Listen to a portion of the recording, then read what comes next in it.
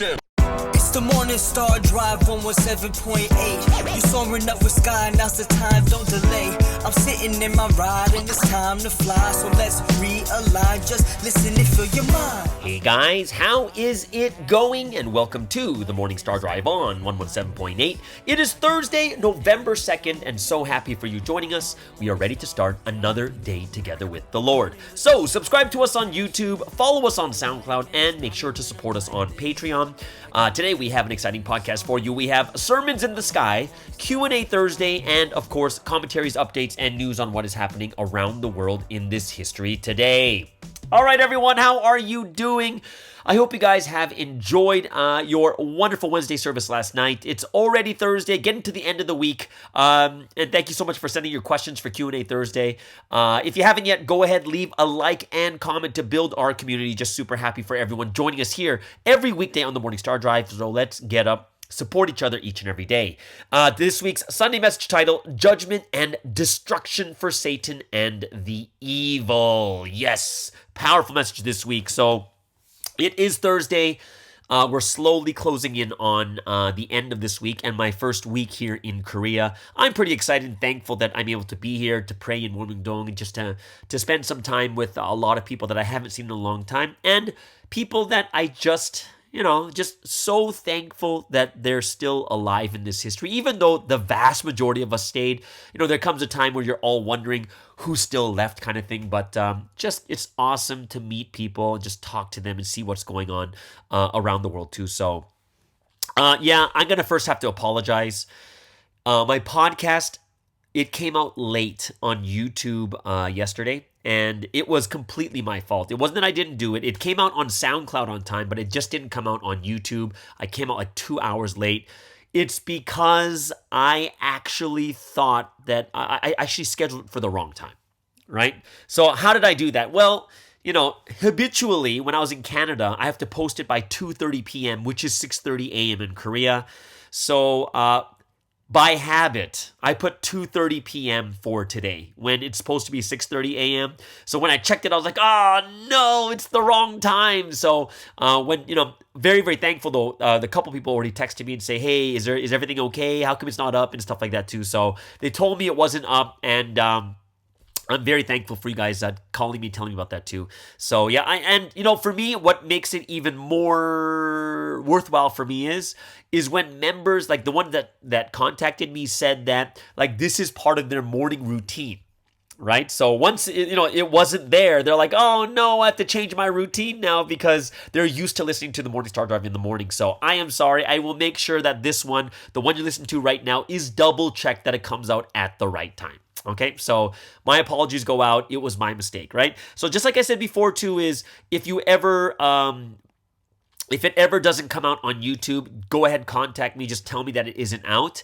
And also double check on SoundCloud because SoundCloud, it may not be on YouTube. Something may have happened, a copyright or something, but it will come out on SoundCloud because there's no copywriting there because you don't make money off of SoundCloud either way. All right.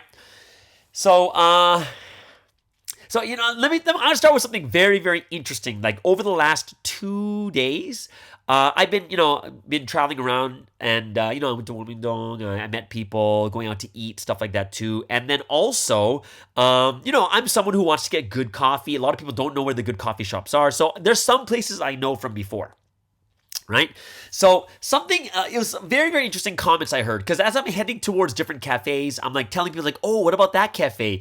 And, people give me the scoop on different cafes. Like, oh, don't go here. It's run by this church. Or don't go here because they're against us. Oh, don't go here because they slandered us kind of thing. Like, so I was like, oh, right? And I was like, oh, okay, I guess it makes sense. Like, we're not going there because they do these things against us or whatever it is, right? Or it's run by another like quote unquote cult or something like that, right? So, and of course, I understand because on top of all the things, when you think about the current situation, we've been attacked for an entire year. We've had like calamity inside of Providence for the last 7 months, right? And of course now members are very bold and strong, and we're standing up for this history. So I understand the sentiment too that people are a bit more bolder than before, and they don't want to go to these places that are against us or whatever it is, right? And then it kind of made me think, like, it started making me go into a mental exercise. So from the situation of, hearing about all these different cafes, I'm not doing this because I want to taste their coffee. It's more about I want to, it made me think more deeply, like, don't go to this place because this is a cult. Don't go to this place because they slandered us. Don't go to this place, they don't agree with Providence, whatever it is, right? And I was thinking to myself, it's like, okay, so let me get into a mental exercise.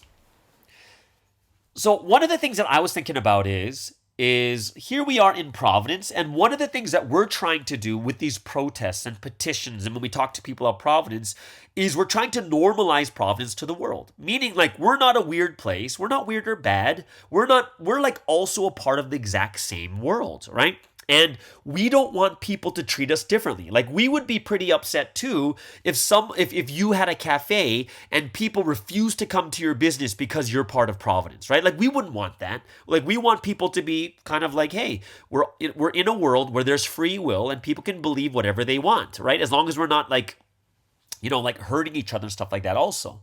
So we're going out to people and telling them like, hey, we're like regular people too. We're normal. Like, we're not here to harm anyone else or anything like that.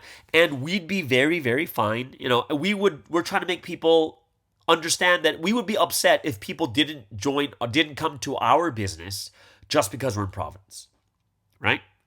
So if we don't like that, you know what I mean? Like, we don't want people to not come to our business. Like, we're not a group of people that we're saying that only Providence people can come to our business or only people we agree with can come to our business. Like, that's not the point of business anyways. To make a living is completely different.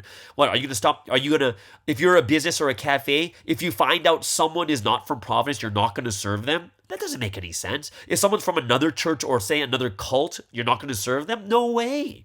Right? So look, imagine if Providence owned Kia or Hyundai. Are we only going to sell cars to people we like or those that agree with us? And the answer is absolutely not. Just like we don't want to discriminate or refuse service to people because we want people to know that we're, part of the world too. Like, we're not going to refuse. We don't want people to not come to us or not have business with us because we're in Providence. So in the same, I thought to myself, it's like, yeah, I don't think it's a good enough reason that they are from another church or another cult or whatever it is. So that's why we don't want to do business with them. So there's the first one I thought to myself. I'm not sure what you guys think about that, right? And if I were to think about, I was thinking about it a little more deeply. What about the places that don't agree with us? What about the places that slander us? What about the places that, that might do something a little bit more stronger against us, right? So, yeah, like, I would say this. Let me give you an example of if we're going to stop going to businesses that are against us, let's be super honest about it, okay? So if we're in Korea, let's say Samsung comes against Providence. Or is everyone in Providence going to get rid of their Samsung phones? And my answer is no way. There's no way they will start getting rid of their Samsung phones, right? True, right? Like, most of the cars I see here are Hyundai. Right? Hyundai cars. So here's my question to you. If Hyundai came against Providence, does that mean everyone in Providence is going to stop driving a Hyundai, sell their cars because it's a Hyundai? The answer is absolutely not. Do you know what I mean? Like, just because someone's against us, we're going to stop, doing, like, if you really think, like, if you really believe in your heart that you'll stop doing business with people that are against us, then when it comes to Kia, Samsung, Hyundai, LG, all these huge companies that everyone uses, you would have to stop using those products too. But the answer is, I don't think anyone's going to stop using their cars. I don't think anyone's going to stop using these LG or Samsung appliances, right?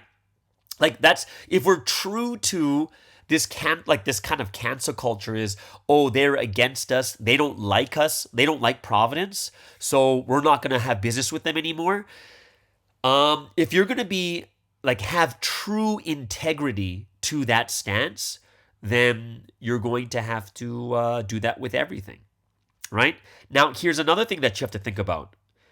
A small business like a cafe, it's very easy to figure out if the owner doesn't like Providence, right? Very, very easy because it's a small business.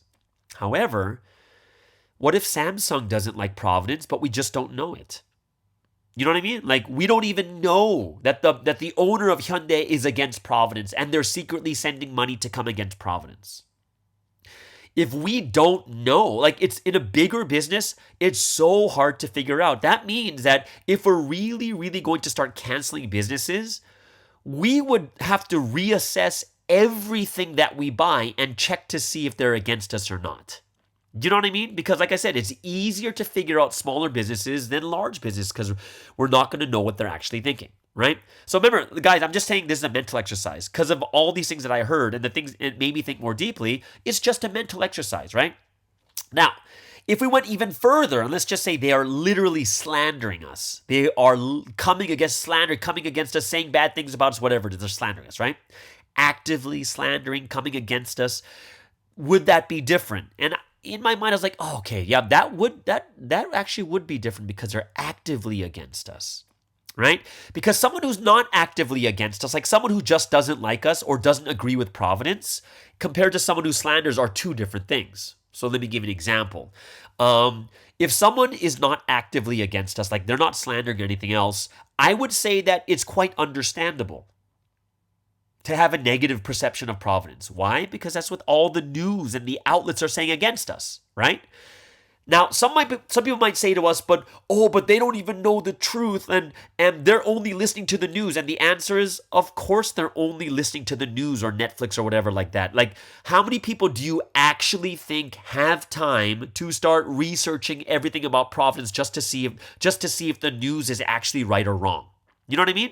Like, do people actually have that time? And the answer is not really. No one really has that type of time to watch the news and think to themselves, you know what? I should really investigate this. Most people are living their own lives. So that's why for me, I would understand if someone had some negative thoughts about Providence. That's normal. It is very normal, right? So if they were not actively against us, that I would kind of understand. I just would. Right? Now, imagine they were actively slandering us. Let's just pretend. Okay, let's just say they're like, maybe not slandering, like slandering, but they're actively against us. They'll fire people from Providence or whatever. I don't know what it is, right? Two thoughts come to mind. The first thought is the way the word tells us, like even like this week's message, when Sunseem did the Q&A with God, it's like God lets these things happen, and then he looks at the reaction of the righteous. Are we going to fight evil with evil or fight evil with righteousness and goodness and love, right? So one thought that came to my mind is that if we're supposed to fight back with love and with words, like fight the evil with love, imagine they're against Providence and Providence members keep coming to their business and it sustains their business and they can live their life.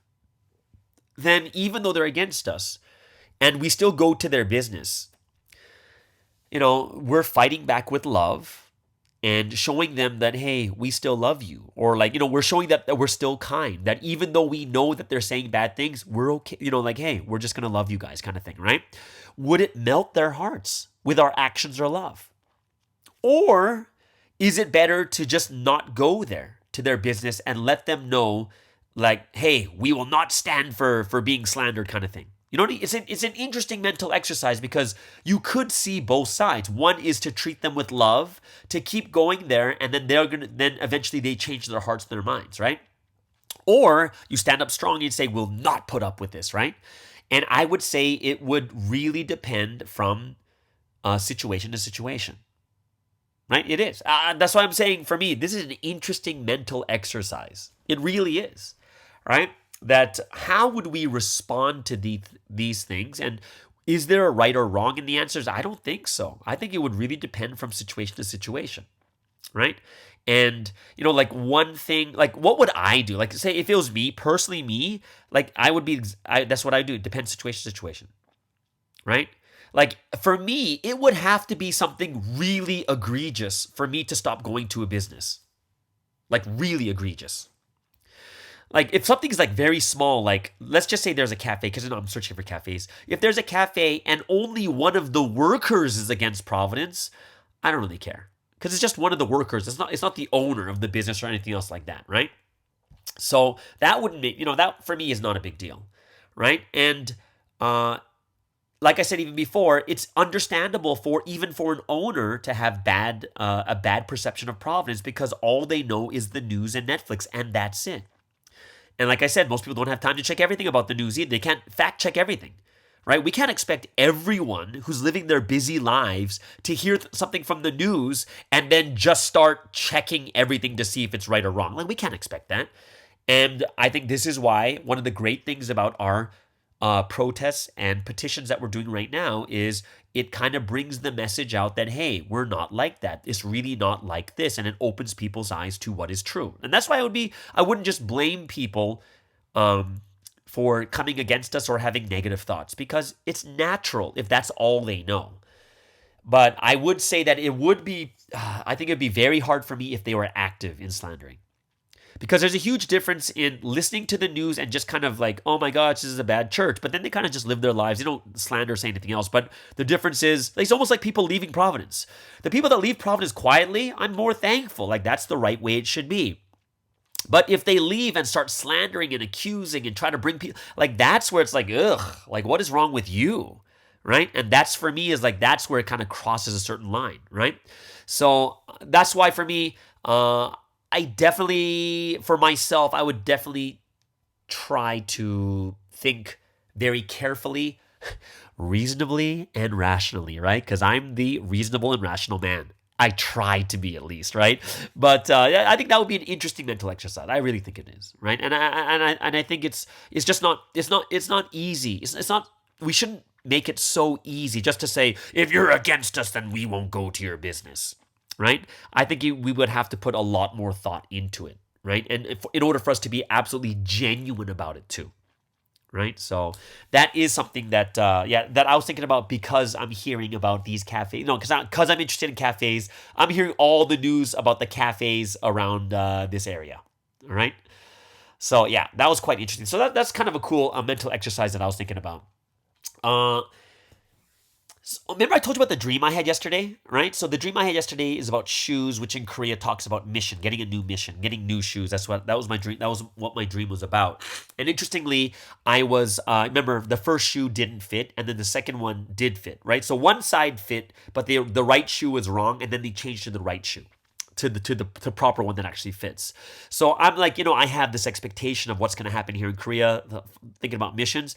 And interestingly, the day I got that dream is when I'm starting to get ideas where people are asking me like, hey, what do you think about living in Korea? What do you think about working on internet ministry? What do you think about going to another country to help with evangelism? What do you think about leadership in a country at some capacity? Like, all these things, like, I'm going to tell you, in the last 48 hours have been coming up. And I'm like, whoa. So there are a ton of options coming up. And I'm starting to see one of the reasons why I'm here is to kind of get my shoes, get my mission, right? So, yeah, because of that dream, the one thing that I'm really thankful about that dream is that I'm not, even though the left shoe fits, if the right shoe doesn't fit, I'm not going to just take it because this mission somewhat fits me, right? I got to find the place where it fits me on both feet, right? So now I'm starting to get these, I'm not say offers, but let's just say opportunities, right? And what I find quite interesting for myself right now, because I'm older now. And I don't really know what I want to do.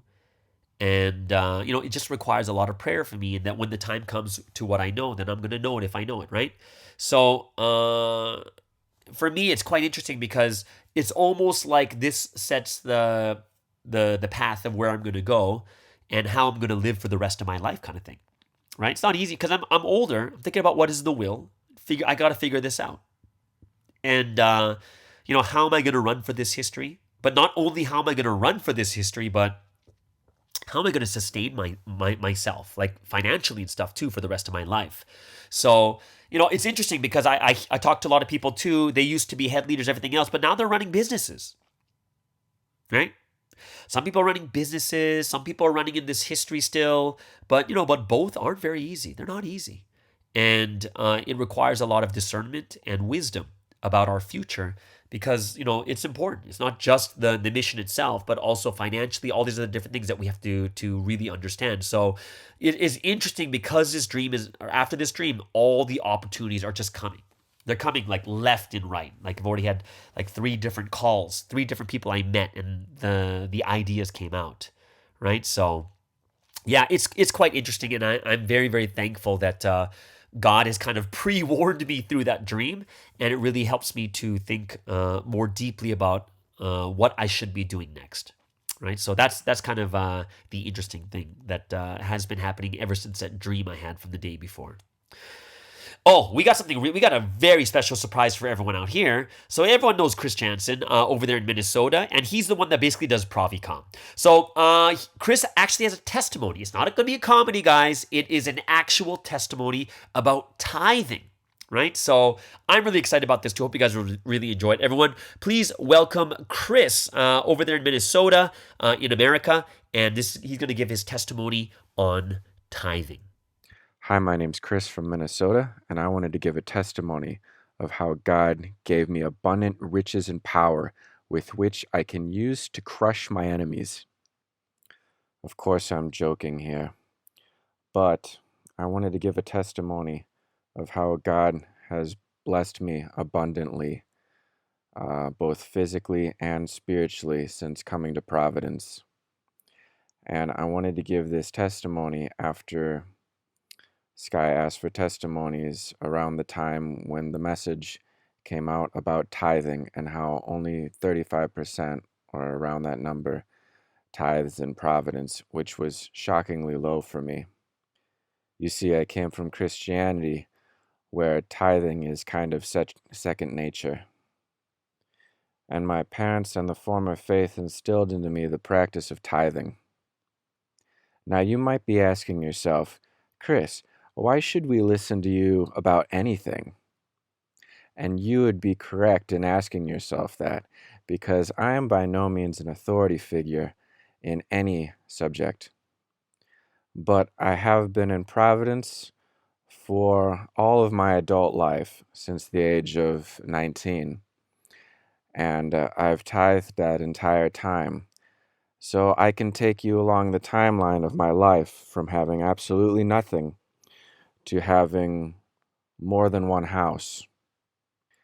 When I look at all of the abundant physical blessings that God has blessed me with, I can tell you for a fact that it is a miracle that I have what I have with the salary that I have.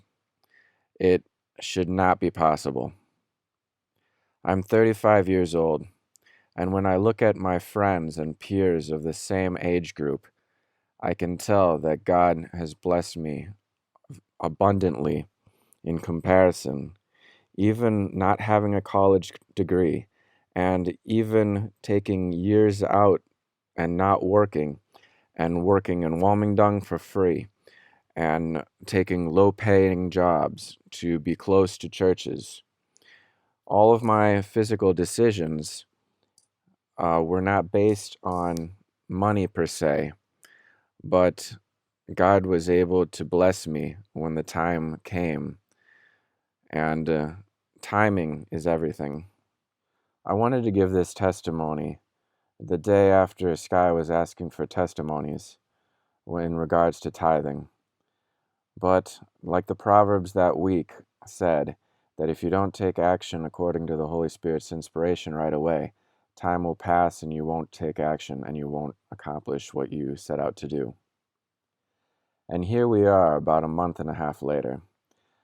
But I tried giving this testimony multiple times and scrapped it, because I could sit here and I can tell you about each and every individual miracle that God provided me to get to where I am right now.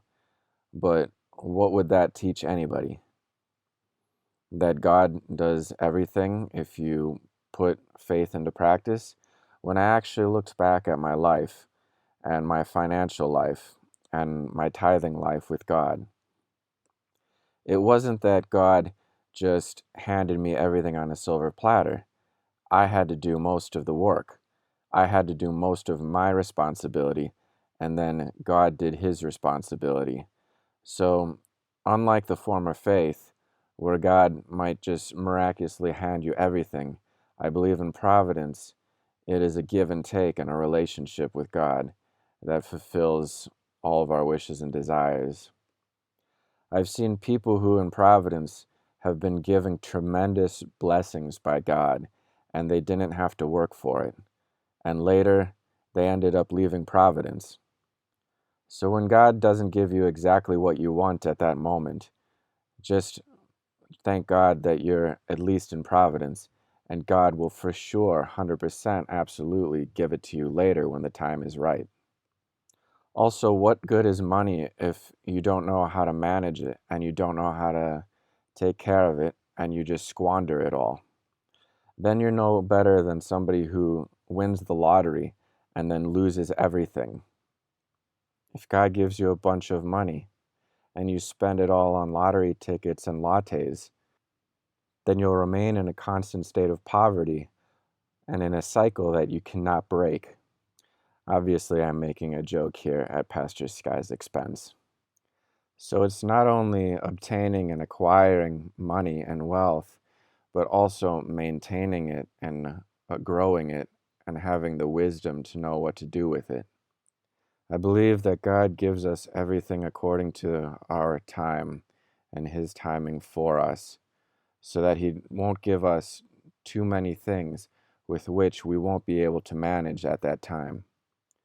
Also, I believe that being in providence is something special since we're at the bride level. And so God doesn't just give us everything that we want without us first having to ask for it and plead in prayer for it. Wealth can be a good thing, and it can be used to help others, and it can also be a distraction. So I believe that, especially since we are in providence, that God takes our faith into account and doesn't give us more than we can handle. And we also have to be wise and not take on more than we can handle. So like I said, I've been paying tithe for all of my adult life. I'm 35 now, and so I've been paying tithe for 15 years. And so I can tell you what I've learned in those 15 years. My mother was an accountant, and she was very calculating. And I learned about money from her, and also her character in regards to money, being calculating and being frugal, also rubbed off on me. Now, in the message, it says not to be calculating and thrifty when it comes to God, because when you do, then God will become calculating and thrifty with you. And I know this all too personally because my mom was calculating and frugal when it came to even her children, not giving us Christmas presents when I was in high school, and it was worse for my brothers because they were in elementary school and had no idea why she stopped giving Christmas presents, etc. We didn't get anything for free, and we always were made to work for it. Later in life, I resented her for this, and to this day, I am still calculating with her as well as some kind of retribution. But it's the same with God, I realize from my relationship with my mother and me. Because when I'm calculating with God, and when I'm nickel and diming and looking at every penny when it comes to paying my 10% tithe, then I realize that God is that same way with me. When I'm generous with God, I can see that in daily life, God gives me things that I didn't even ask for, like little perks along the way. But when I'm calculating with God and pinching every penny and trying to be exact when I'm paying my tithe, then I'll notice little annoyances in my life where I'm being billed extra for something, or I get a parking ticket, or something really annoying like this happens in my life. And when I go back and calculate the amount of money that I lost in that little annoyance, it all the time amounts to the amount that I nickel and dimed God. which is actually very incredible. But it's God's way of showing me how not to act in regards to Him. It's kind of like karma in life. When you're good to people, then people are good to you. When you're generous with people, then people are generous with you. It makes no sense logically, but it's kind of a law of the universe and a law of God. When you're thinking about paying tithe and you're thinking, oh, I don't have enough money, I don't make enough money, and I'm not well off, and I'm really trying to reach this goal, you should all of the time think about how many things could have happened to you that didn't happen to you. People don't always think about all the times that God saves them from death and saves them from financial hardship and also saves them from bad health. Recently, one of my cats couldn't pee, and so I had to take him into the vet on a weekend, and it was a very expensive surgery to get him fixed. But from this situation, I was reminded how many things don't go wrong in my life that could have gone wrong. How many times in my life has my car just ran perfectly? Has my house not burnt down? Has my furnace not gone out? Has my window not been broken? When I look around myself at all the people, all the worldly people, all my friends in life, they have so many things that happen that cost them so much money that I don't think I would ever be able to afford if I was them. And how much money God saves me by not having things happen. So when I pay the tithe, I really think about how much God has saved me by not having bad things happen to me. When I look back at myself, my 19-year-old self, and I see where I was then, I don't think I would ever think that my 35-year-old self would be where I am today, renting out houses and owning more than one house and having all these possessions that He has given me, all these physical things. I never went to college and I never worked a high-paying job. And so, honestly, I should not have these things that I do now. But it's only by a miracle of God and the blessing of God that I have these things. And I believe a lot of it has to do with being generous towards God, and God was generous back with me. Not just generosity with money, but generous with time as well. When I was younger, I gave a lot of time to evangelism and a lot of time to working in Wilmington and a lot of time to trying to better my faith and being around church. And all of that cost money, and all of that investment, God gave me back tenfold. It wasn't all easy though, because like I said before, we have to have wisdom when it comes to money. And I always prayed for wisdom to do and be a good steward with what God has given me so that I can grow it more and not lose it. So in New York, for example, I never really ate out, and I would eat like Cheerios and kimchi and peanut butter and things like this that were really cheap so I could save money. And I saved money for about 7 years, from around 18 years of age to about 25. And I didn't, I didn't live poorly, but I didn't live beyond my means either. And I was able to save all that money in 7 years, enough for a down payment on a condo when I came back to Minnesota at 25. And when it comes to money, sometimes the blessings that you receive can't be purchased with money. And Sunsunum says this all the time in the messages, because when he's trying to acquire land in Wilmington and his neighbor won't even sell it to him, even though he has the funds available, he has to wait for his neighbor to die or to have his heart moved to be able to sell the land to Sunsunum. And so, in the same way, paying the tithe doesn't necessarily mean God's going to give you more money, but He'll give you the things that you want, even though you don't have the money to pay for them. Every house I ever bought, I was not able to pay for it with just money alone. It took a miracle to get it.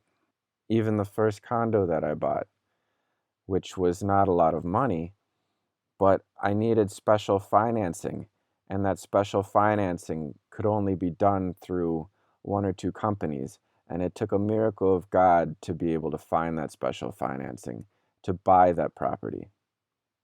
So don't always calculate giving the tithe as being God's going to give me more money, but just pay the tithe and know that God's going to take care of you at the time that you need to be taken care of. There was even one time when I paid the tithe to New York Word Church, and then I was going to buy a house with my wife, and I needed just a little bit more for the down payment. And so I asked Pastor Gabe if I could have a tithe back as a loan. And obviously, that wasn't something that he could do, but I thought I'd ask anyway. But it came to pass that my mother was inspired to give me a loan for the little extra that I needed to pay the down payment. And so when you pay the tithe, then don't do like I did, but just trust that God will provide through somebody or through some other means for you to get what you need at that time. Every year on my tax return, I like to sit and look at the numbers and see how God blessed me that year. And when I look at it, I can see that year over year over year, no matter what kind of tribulations or hardships I went through in that year, God has blessed me abundantly more than the year before. And this kind of makes sense in regards to wealth generation because it's like a snowball effect. The more you have, then the more you can grow it. But you have to keep into account that even the job I have now is not paid as much as the job I had before. Even with work too, being in Providence, God has blessed me so much.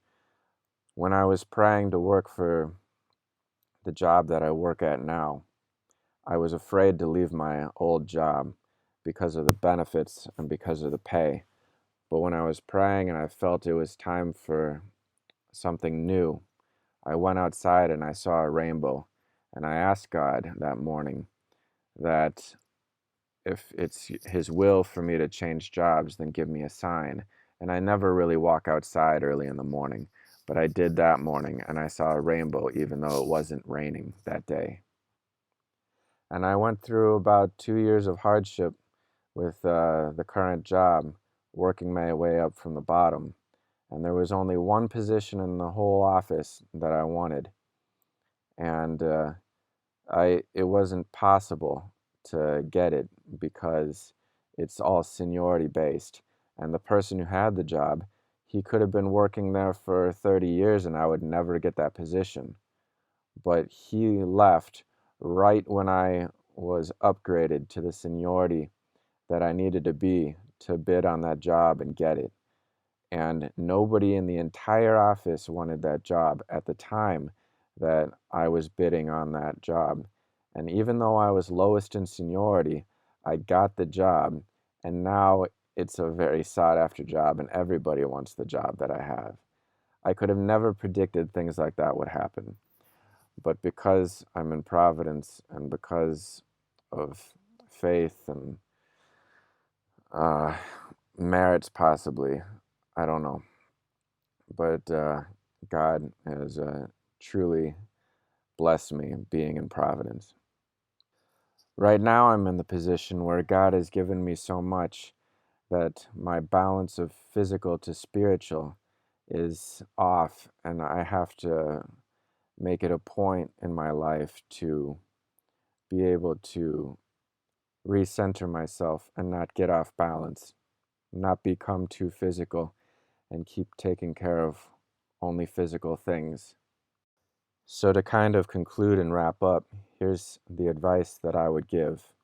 Don't be stingy with God, don't be calculating, but be generous when giving the tithe, and give with a heart of thanksgiving, knowing that God not only has provided for you, but has stopped bad things from happening to you that could ruin you health-wise or financially.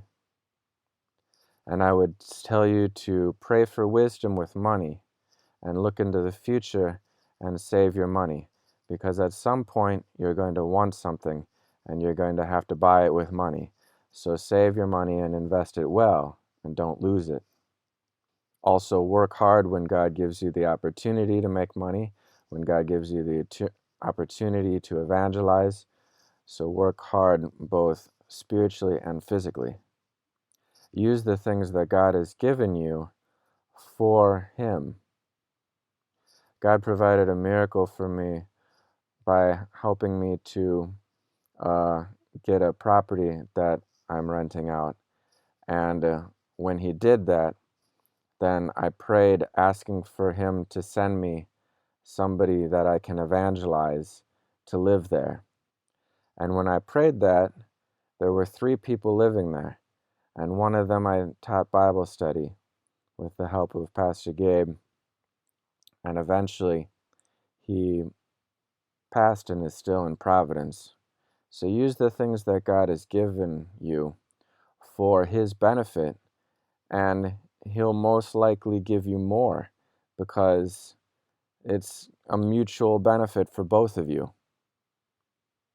And when you give the tithe, don't calculate all the blessings that God has given you based solely on your income, because God gives blessings in so many ways, whether spiritually or physically. It's not just money-based. It can be things, physical things, or it could be spiritual things, spiritual blessings that God blesses you with at that time. Every time in your life is different, so take everything into account. So this is some of the advice that I would give to you when it comes to paying the tithe. When I was working in Wilmington, they gave me a stipend of money. I think it was around like $1,500 over the course of like a year. And I decided to just give all that money back to Wilmington as a gift. And I mean, it wasn't right away, but God blessed me tenfold. And I could never repay God for everything that He's done for me, blessing me not only with money, but blessing me with health, blessing me with a wife, blessing me with spiritual children, blessing me in so many ways that I can't even count. So in this month of giving glory to God, all glory to the Trinity, all glory to the man of mission, and thank you for allowing me to share some words of wisdom with you.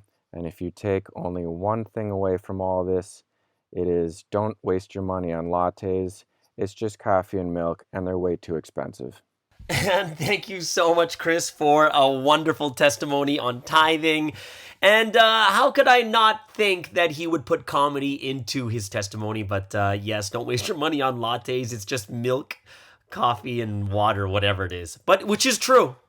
And is it a waste of money? And I would say in most cases, yes. It is quite a waste of money. But yeah, I was very, very grateful and thankful that, very grateful. And it's actually really, like, it was inspiring, his testimony about tithing. And it's something that we need to hear more about. Because a lot of people just think to themselves that they're wasting, not wasting money, but they're like, oh, but I don't have much money, and me giving my tithe right now would be like this. Like, I wouldn't have enough to do this or that. But it's true. Like, what Chris said at the very end makes even more sense when he says, don't waste your money on latte. Like, for instance, if you're like, oh, no, I can't give my tithe because I won't have enough money to live on, yet you're buying lattes every day, that's a problem. You know what I mean? Like, if you think about it that way, it makes sense. It's a total problem because, think about it. You're complaining about money, but you're buying lattes every day. That makes no sense that you can't give your tithing, right? Either way. So very, very awesome testimony. Very grateful to Chris for all that he's doing. So I hope that you guys enjoyed this too. So yeah, it's been, wow, we've already gone 45 minutes in. So then let's get into the first break of the day.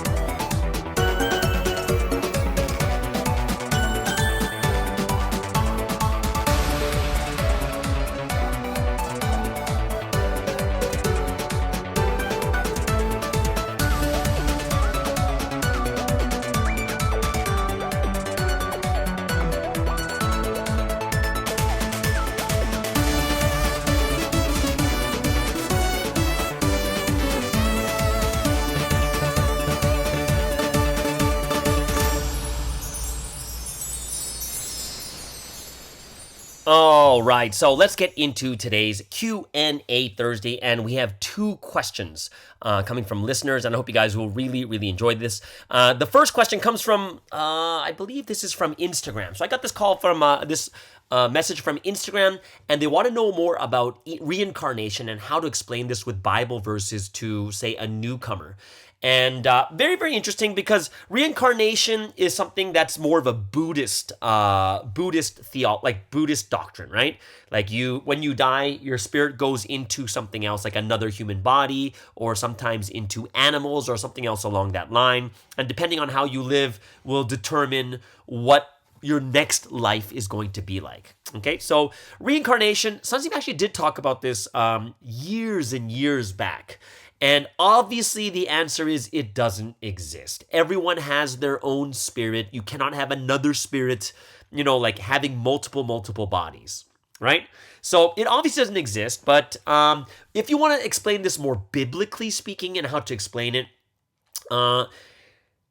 if this person is a Christian or in Providence, it's a lot easier to understand because they already they hold authority to the Bible. Right?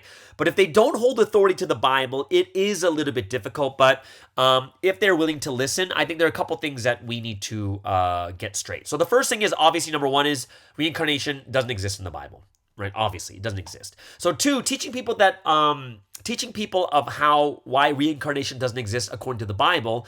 You can look at it in a couple different ways. And the way that I would do it is if reincarnation was actually true in the Bible, then it would be impossible for people to be mediums and spiritists, right? Seeing spirits, calling upon spirits, because you wouldn't call upon the spirit, you would call upon the body, and that body would hold that person's spirit. But many times you'll find instances in the Bible where a medium will call upon a spirit and they will not come out of another body, they'll come out of the spiritual world, right? Like 1 Samuel chapter 28, King Saul goes to call upon Samuel's spirit. A medium calls Samuel's spirit, and Samuel's spirit comes out of the ground. Doesn't come out of a person or anything else, but the spirit is separate, coming from somewhere else, right?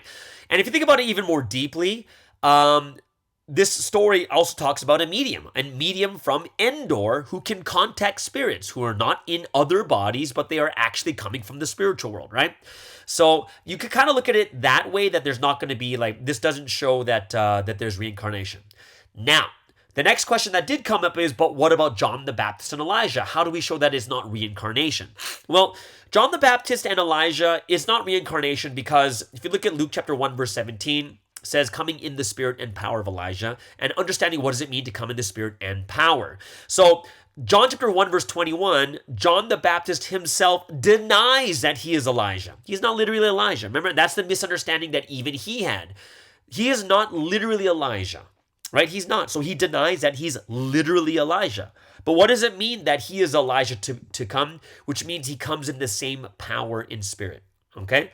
Another verse that I think that's really good to show about that John the Baptist is not literally Elijah is look at the Matthew 16 of the Mount of Transfiguration. It shows that Elijah and Moses in spirit were also there together with Jesus, right? What does that mean? Jesus have three spirits inside of him? And obviously not, right? So the spirit is separate from John the Baptist. And how you can tell is he not only wasn't John the Baptist, but he not only came to John the Baptist, but he also work together with Jesus too, right? So reincarnation doesn't have two bodies, right? So when you look at that too itself, it's like John the Baptist came in the spirit and power. He even denies that he's literally Elijah. And the answer is because he's not. But what he misunderstood was when Jesus said he is the Elijah who is to come, it's someone who comes in the same spirit and power. Okay? So now let's get into the actual explanation that Sunseem gives about why people think there's reincarnation and why they see past, how some people get hypnotized and they see past lives. Like, oh my gosh, I was Jesus's mother. Oh my gosh, I was Napoleon. Oh my gosh, I was Hitler. Whatever it is. People say that they can see past lives. Okay? So Sunseem explains about why people can see these things and then they think they're reincarnated, but they're actually not. Right? So when you look at John the Baptist, why was Elijah able to work through John the Baptist, work together with him? Why? Because they were similar levels and similar missions. So the one thing we know about the spiritual world is the spiritual world is run by the heart. So who hangs out together in the spiritual world? People with the same hearts, same thoughts, same thinking. So when we talked about this before, a while back in the podcast, is when you're someone who starts thinking about suicide, you're going to start calling suicidal spirits to you. Why? Because you have a similar heart, similar mindset, right? So spirits can work together with those that are similar to them in level and in mission, right? So understanding this concept, this answers the questions why people in the physical world can see their quote unquote past lives. Why? Because those spirits are working together with them, right? So if someone has a spirit, is going out in the spirit and power of, say, Napoleon, they might have the same mentality, the same mindset, the same level, and they're doing similar things when it comes to business, right? And if there's someone who's very, very spiritual, or they get hypnotized, go into the spiritual realm, and they see these things, is why? It's because literally Napoleon's spirit is working together with them because they're at the same level or similar in some way, right? So that's why they're able to see the lives or see these spirits, because they are at the same level and that spirit is actually helping and working together with them. It doesn't mean they're the same spirit. It just means that they're at a similar level or similar mission, right? So that's the explanation that Sunseem gave years and years. I would say maybe 10, 15 years ago I heard that, right? So that is the explanation of why people hear these types of things. Okay, or see these types of things, that they have past lives and stuff like that too. So, with that information, yeah, you can discern and try to explain to newcomers and such what reincarnation is when it comes to the Bible. And you could just say that, well, biblically, it's not we have reincarnation, but not the same as Buddhism. And what does that mean? It means that spirit doesn't literally go into another body, but that spirit works together with someone who's very, very similar. So John the Baptist had his own spirit, right? And then he had Elijah working with him, right? And one way you can kind of even explain that is John the Baptist was cursed, but Elijah was one of the great prophets, and he wasn't cursed, but Elijah went up to heaven. So if it's really Elijah, John the Baptist is Elijah reincarnated, then he should go to heaven, just like Elijah did in 2 Kings chapter 2, verse 11. He was sent up into heaven. But instead, John the Baptist was cursed by Jesus instead, right? So that's another way you can reason about this too. Okay? So I hope that really makes sense to you there. Let's move into the second question, which has to do more with social media. Right? So this person wrote that they have an IG account that they used to have, and they posted Bible verses on them. And they stopped doing it after coming to Providence. But now that the new direction about internet ministry comes out, what direction should they go in now? Okay? So when it comes to social media, or when it comes to internet ministry, I think people need to think very carefully of what it really means to do internet ministry. Like, the word ministry comes in there, right? So now that the internet ministry direction has come out, what's the best thing that we have to think about? So several things that people are starting to do now. Number one is gathering people.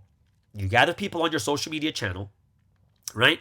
And then later you slowly transform to more, you kind of use that platform to share more about Providence words like Proverbs or snippets from the word or something else along that line to bring them into this history, right? So there's one way. Another way is people can go directly, straight up, we are Providence type of thing. And last but not least, I want you to ultimately, I want you to think about internet ministry as a real thing that you're like, almost like a job, right? And in order for you to have real internet ministry, it's not going to be just your account with just your friends on it. That's not internet ministry. That might be a personal internet ministry, but that's not the internet ministry that's being talked about right now, right? So if you just have a personal account, you have like several hundred people, and they're just, your friends or friends of friends, and most of them are people you just know, right? That's not really internet ministry. Like, let me give you an example when it comes to Instagram or social media. It's not just about how many followers you have. It's more about how many active followers, how many are engaging in your Instagram page, likes and comments, right? How far does your reach go? How many accounts is your Instagram reaching towards? Is there actual growth month by month? right? It can't just be, it's me and my friend's account, so let's count this towards the 1 million people that we can gather. No, it doesn't work that way, right? It's just a personal account. It's not an account for internet ministry, right? It has to be growing. There has to be reach. There has to be engagement from your audience, right? So the ministry that we're looking for is actually about accounts that are growing and spreading the word at one level or another. So what does it mean spreading at one level or another? Well, meaning some people, like I said, will be directly about providence, about Sun Steve's words. Some will just share proverbs. Some will share words from the message, right? But it should be an active account that has growth. It has to be growing. It has to have engagement, right? It has to have an actual plan for how you will post these things, when, what days, what time, all these other different things, and you actually using it like an actual ministry itself, right? It's not a random thing where you just post things up. Like I have a personal account for Instagram. It's strictly personal. It's totally personal and nothing else but personal. It's not, and it's random. It's where I go, what I do every day, right? And it's not like I just post when I feel like it. It is, that's kind of a personal account. When you're having a real internet ministry account, it's got to be growing. It's got to have that engagement. It's got to have reaching out to newer people. It's got to be growing more and more each and like month by month. You got to see that there's some growth happening, right? Not like one or two. We're talking real growth, right? So that is something that people do need to think about is if you're going to do internet ministry, you got to do it right. Right? It's not going to be done just as a regular thing like a personal account. It's got to be done where there's actual growth, reach, and what was the other thing I said? There's growth, there's reach, and engagement, right? And that's especially for Instagram, right? When it comes to, YouTube too is the same thing. There has to be growth, right? But the strategy is a little bit different because from what I know of Instagram, you should be posting, I would say 2 to 3 times a day for you to grow your account. 2 to 3 times a day. Right? And YouTube is set times. It's like a show, right? That's like, for me, when it comes to Morning Star, MSD that I'm showing you guys right now, Monday to Friday, 6:30 a.m., that's when you're expecting to find the Morning Star Drive shows. That's the expectation we have, right? So it becomes like a real TV show. It becomes like a real place where people are gathering, getting information, or getting the show that they want to hear from, right? So YouTube is going to be a little bit more structured. What day, what time? It'll be the same every single week, right? And then, once again, you're looking for engagement, likes, comments, and how much you're growing, right? What's your reach and stuff like that too. So, I would have to say that if you're going to do it, you got to do it properly, right? Don't let it be just a personal account, right? Personally, myself, I don't even see how, but people can debunk me though. I don't know how many places actually have a very successful social media that only gives proverbs or has a picture on it that has like words, like a proverb or something that comes from the word. I don't know how successful those are. I really don't, right? Like I see them even in like worldly, like Christian platforms. They just put up Bible verses. Like I'm not interested in that. I'm totally not interested in it, right? I'll skip through it. So it's something that that's just a personal thing, but if you know anyone who's got something that's very, very good and it's got a lot of engagement and a lot of people it's a growing channel, then that's something completely different and you guys have, then I would kind of like, oh, I wonder what they did that's different than all the other people that put up proverbs every single morning and stuff like that too. So that is something that we do have to really regulate, not even regulate, but we have to kind of educate people when it comes to social media and like YouTube and Instagram, TikTok and stuff like that too. Because if it's just people are thinking of it as just kind of a regular thing and they just post every once in a while, then that's more of people just trying to feel good or that, oh, look, I'm putting the words into action. I don't think that's very helpful, in my personal opinion, right? Either way. So, that's the Q&A that I'm bringing up. I hope you guys really enjoyed that, and I hope it's something that you guys can, think about even more. I'm sure there's going to be more questions about social media, too, because, there are people out there that do like to put up proverbs and stuff, and if it's a personal thing, by all means, go ahead and do it. But when it comes to actual internet ministry, I think we have to think about ministry in terms of real ministry, right? So that's something that I do think is something we do need to discuss together as people in this history. All right? So there it is. That's Q&A Thursday for today. A little bit short, but that first part went pretty long. But I hope you guys let's get into the second break of the day.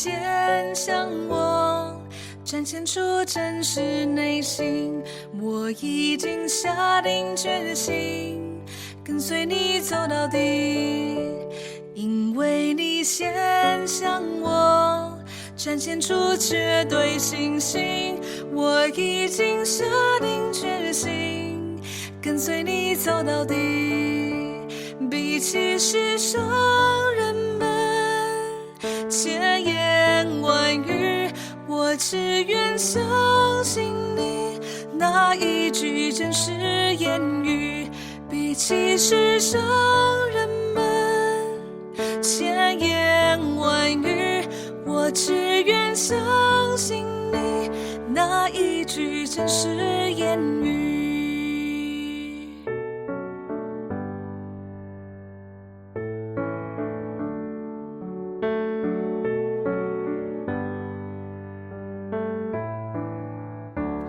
因为你先让我看见无限希望，我已经下定决心跟随你走到底，因为你先让我看见永恒爱情，我已经下定决心与你相爱到永久，比起世上人们千言万语，我只愿相信你那一句真实言语，比起世上人们千言万语，我只愿相信你那一句真实言语。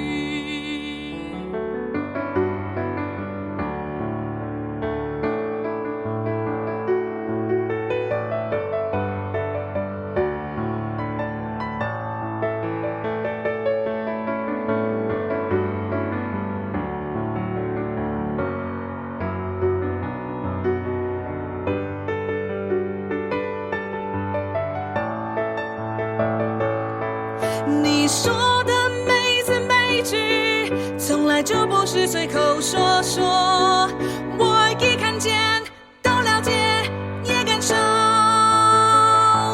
带给我光明而非黑暗，给予爱而非怨恨，带来清晰而非混乱，赐平安而非不安，因为你赐我永恒无限，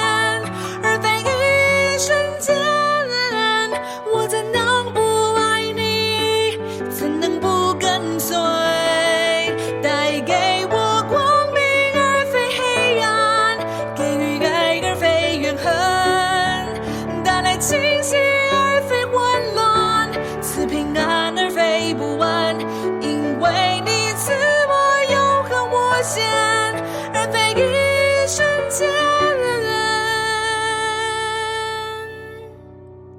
我怎能不爱你，怎能不跟随，我的内心刚强又坚定，就像树木深深扎根在这地，我的内心刚强又坚定，就像树木深深扎根在这地，比起世上人们千言万语，我只愿相信你那一句真实言语，比起世上人们千言万语，我只愿相信你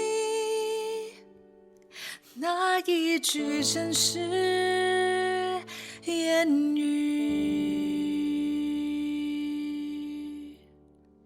Okay, so let's get into today's sermons in the sky. And of course, I do this every single Thursday. And it is something where I find this to be kind of a luxury for me, that I have this platform where I can actually preach. and keep my sermon chops in check so that when the time comes, if I really need to preach or do something, I will always be ready. At least I won't be like rusty about it too. So very, very thankful for everyone out there to listen to these sermons in the sky. So let's get into today's sermons in the sky. So this week's scripture, the one scripture that really got to me was a story about King Saul and the prophet Samuel. And in the scriptures for this week, it's 1 Samuel chapter 15, verse 22, which talks about, does the Lord delight in burnt offerings and sacrifices as much as in obeying the Lord? To obey is better than sacrifice, and to heed is better than the fat of rams. And this made me think really deeply about this situation. And one of the things that it's very easy for us to do when we look at history is it's easy for us to look at and say, oh, they were bad. Oh, I can't believe they did that. I can't believe they did this. But I think it's something that we need to understand much more deeply from our personal level, like how this actually is happening in our lives. Like when we see the situation from Saul, if you think from his perspective, it almost feels like it was the right thing to do. Enemies are at the doorstep. Soldiers are beginning to lose hope. Samuel is still not there yet. And it's like Saul's like, I gotta do this. God, we can't go into this battle without you. This might be the only way. And he goes ahead and does what he thinks is right. But it kind of sounds familiar, doesn't it? Like especially this year, when things became increasingly difficult. When the hardships become overbearing. We kind of feel the urgency to quickly do something and not wait for God's answer. The urgency to quickly get something done. Right? Or we just stop and say that, oh, we can't evangelize right now because, oh, the situation's bad. Oh, we shouldn't listen to the word anymore, even though this year is about evangelism. Oh, we shouldn't do any of that. Why? Because the situation's that bad. Right? Oh, the word says, oh, pre-dawn this, going to services. Oh, we can't do that anymore. And we kind of feel that urgency to quickly do something because it's like this anxiousness. Something bad is going to happen if we don't make a decision. So we end up doing things our own way, with our own thoughts, with our own methods, not waiting for God, which means it's away from God. It just, like I said, it's so easy to look back at Saul and just say, oh, he was so wrong. Thank God, God replaced him. Oh, he didn't obey God. He didn't wait for Samuel. It's so easy to look that way. But what about us? In this time of difficulty, in this time of massive tribulation, can we also, with good conscience, come before God and say that we obeyed no matter how difficult it was? When you think about it, the most incredible thing we can do at the most difficult time is to obey God.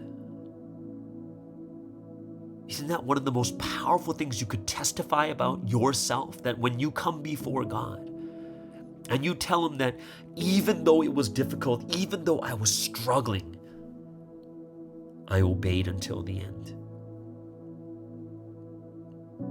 That is our testimony before God. God is saying to us today, obedience is better than sacrifice. It is better to obey than to sit there and say, oh, well, God, don't worry, I'll give like 20% offering this week. Oh, God, no. We find excuses not to obey. We try to get ourselves out of that position because it's too hard.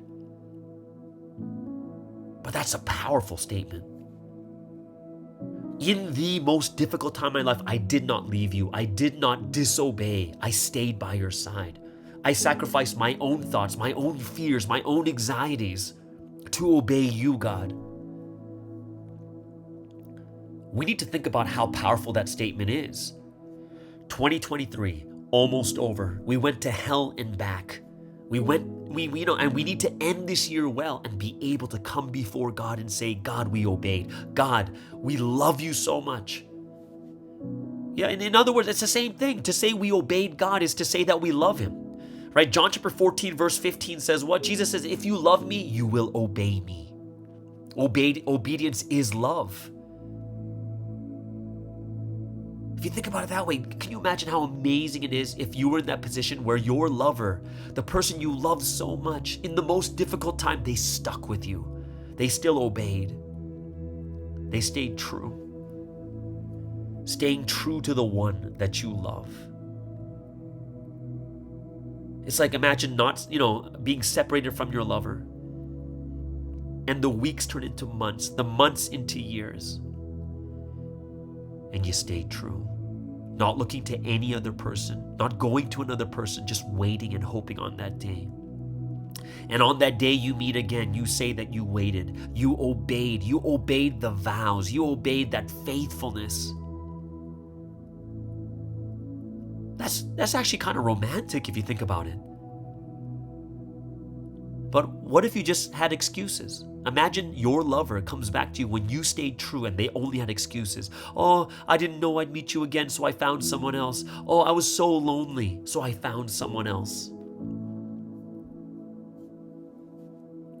How would you feel? You'd understand, but yet you'd be crushed at the same time. We're living in a time right now where we have to come before God and at the end of 2023 say, God, we stuck with you. God, we stayed true until the end. Where God will look at our life and he'll look at us during the entirety of 2023 and he'll rewind that tape to the most difficult time that you were going through. And he's going to check and see, what did you do? Did you obey even in that moment? And I hope it's something that all of us can confidently come before God and say. I'm not going to sit here and judge anyone, because when it gets really tough, it gets really tough. That's why it's understandable too. But that's why it's so amazing, it's so magnificent to see someone obey and stay strong until that point. There's a lot for us to think about. There's a lot for us to really just open our hearts and mind to. But I hope that all of us now at this time, just like we can't really say anything about Saul until we do what is right. Man, when it was tough, the times when you don't want to do something, the times when it's just tough and you just say, God, you know what? I'll obey. And I think that's something that we all have to reassess when it comes to our hearts and what we're going through right now at this time. Let me pray. Almighty God, Holy Spirit, Holy Son, Lord Jesus, we are so thankful and grateful because you have been with us and you have led us. You have been so faithful that no matter how crazy it got, you were there together with us. No matter how many times we faltered and we fell over, you stuck by our side. And in this time, God, for us to realize this history that we live in right now, I really pray that all of us will gather our hearts, gather all the strength we have, so that even in the most difficult time, we can obey. When we hit those moments, those Saul moments, where life is just crashing upon us, and we see the enemies at our doorstep, and we wonder if we're even going to survive, I pray that we'll look to our faith. We'll come to you in prayer and know that you will not allow these things to happen to us. That if we trust in you, that if we have that absolute faith, you will not let us go into destruction, but you will bring us into victory.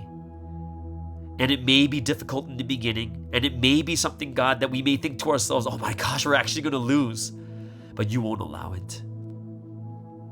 I pray, God, that we will be those that will obey from the beginning until the very end, and we will have that heart and that mentality that will strike fear into Satan's heart, that he'll try to rush things so that we'll get more and more anxious and nervous. But we got to be different. We got to be better. We got to be stronger. And I pray that you'll bless every person that has listened to today's Sermons in the Sky, that you will give us the blessing of strength, a strong mentality, a strong heart, and a strong desire to do only what you want. We thank you for all that you've done, for blessing us in our everyday lives. And we pray all these things in the name of our wonderful and beloved Lord Jesus Christ. Amen. Whew. Thank you so much, guys, for listening to today's Sermons in the Sky. I hope it's something that gave you inspiration and grace, and it's something that we can really hold ourselves true to each and every day. Everyone, I hope you guys have an amazing and awesome Thursday, which means we will see you guys again tomorrow, the last day of the week, on the Morning Star Drive on 117.8.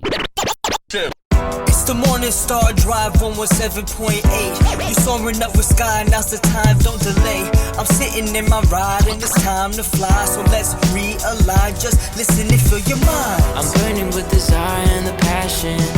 Nobody can stop me when I'm like this. I got my head in the zone, you know. I'm on the Morning Star Drive.